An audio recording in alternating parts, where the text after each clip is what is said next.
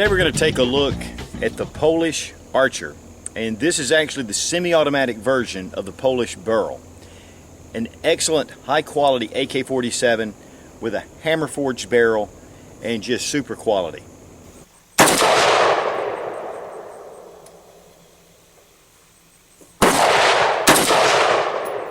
This is also referred to the WZ 1996. And that just means that this is an assault rifle. 1996 is when it was introduced into the Polish military to replace the Tantal. Of course, they had before had the AK-47 in 7.62 by 3.9. The Tantal was in 5.45 by 3.9. In 2011, 45,000 of these had been added to the Polish arsenal, and that's half of their standing rifles. So they are converting quickly to the Polish Burl. And this little Polish Archer is an excellent little brother. It's 7.5 pounds. It has a 16 and a 1/4 inch barrel, and the overall length is 36 inches. Of course, the Polish military makes the Mini Burl, which is a carbine version of this same rifle. Now, one of the things that the Polish Archer does is it answers a lot of the concerns that I have personally as a self-defense rifle in hard times. Now, one of the things that the Polish military has done with the advent of the Burl, and thus the Archer, is they've gone away from that 7.62 by 3.9, but they've also gone away from the 5.45 by 3.9 that's in the AK-74, and they've gone with the NATO spec of the 5.56 by 4.5, same thing that we shoot in our AR-15s and M16s. That makes this rifle much more attractive just because of ammo availability. The other thing is the accuracy. AK-47s have never been known for superior accuracy compared to the AR-15s and other rifles. But with the Polish Archer, they boast a 1-inch group at 100 yards. That's phenomenal. Another big issue for me is that the AK-47 is difficult to fit optics on.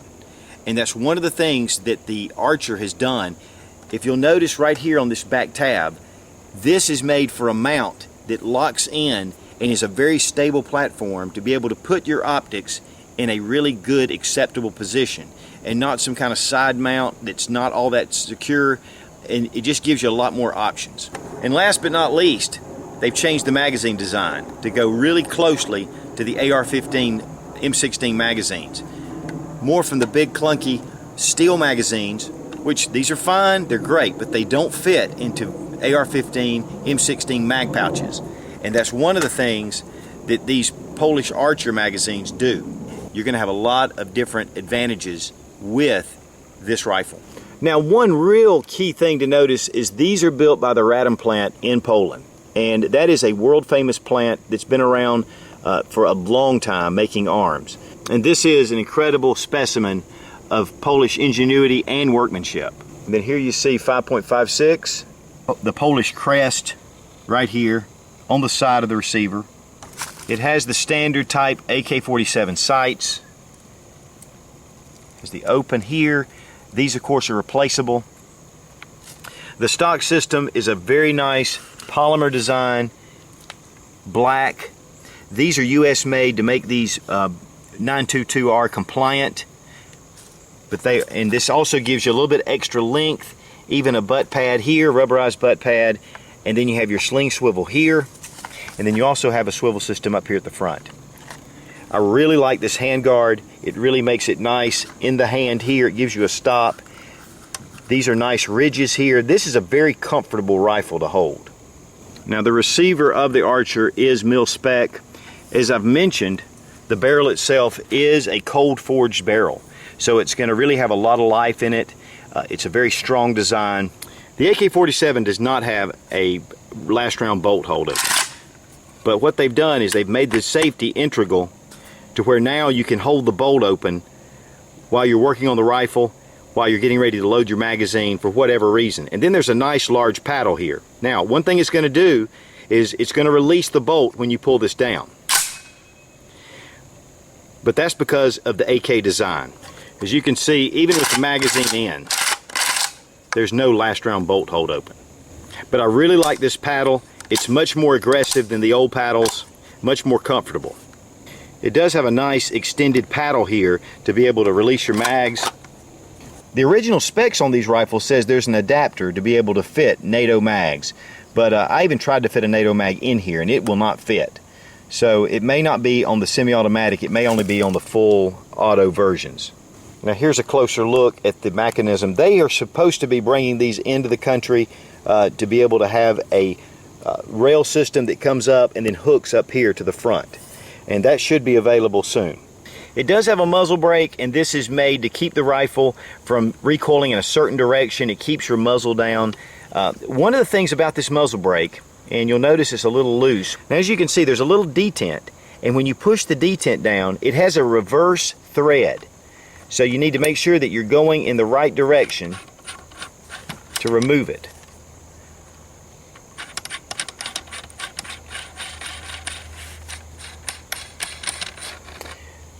Now you'll notice that the threads are really far back on the rifle itself.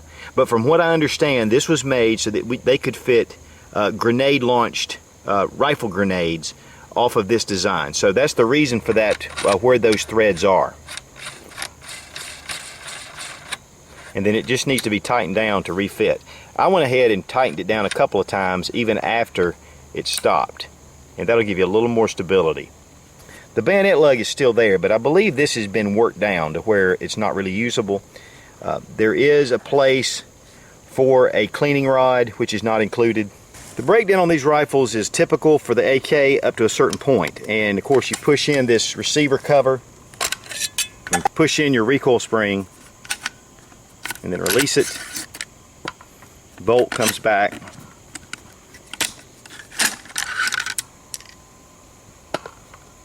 You can also remove the bolt itself. Now the change comes right up here at the front, and there's a lever. This is your takedown lever for your gas tube, and this whole piece just comes forward, and then everything comes apart here.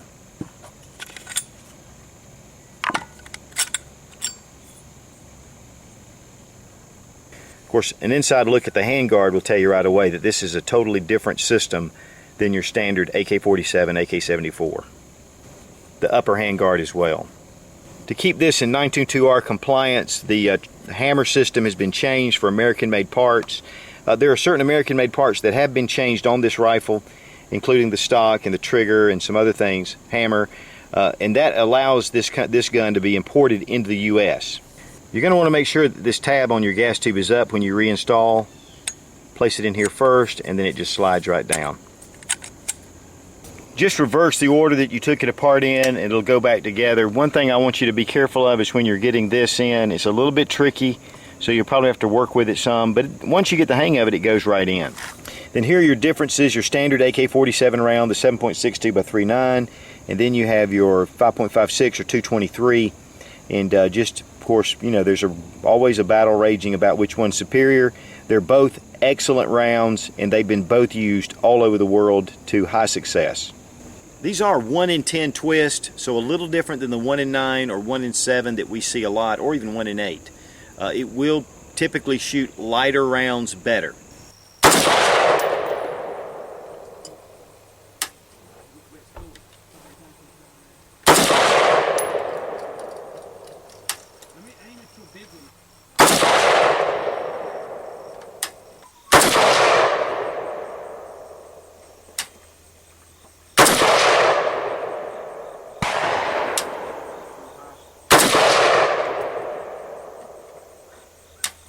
Okay, with irons, with the Archer, 100 yards, not bad. Of course, some of the accessories here, of course, I've already shown the magazine. You get one magazine with it.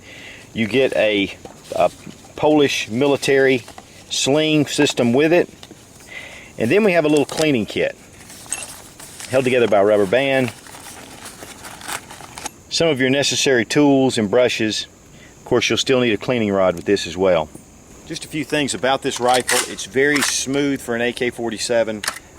I really like the trigger pull on it as well.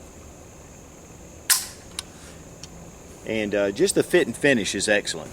There's only a few of these that have come into the country, and hopefully we'll be getting more, but with the way political climates go, it's probably a great time to pick up a Polish Burl Archer if you're looking for something very unique in the AK-47 style family of rifles. The Polish Archers are available through Royal Tiger Imports. And of course, I'll have their website and everything down below. That is a subsidiary of IO Inc. out of Monroe, North Carolina. And they're importing these really nice rifles. They also have the magazines, the extra magazines. They have the Picatinny rail mount that goes here specifically for the Archer and Burl rifles, and they also have a folding stock system. The price on the Archer is $989, which is not cheap, but for what you're getting, it is well worth the money. This is a top-notch AK-47 variant. Be strong, be of good courage. God bless America. Long live the Republic.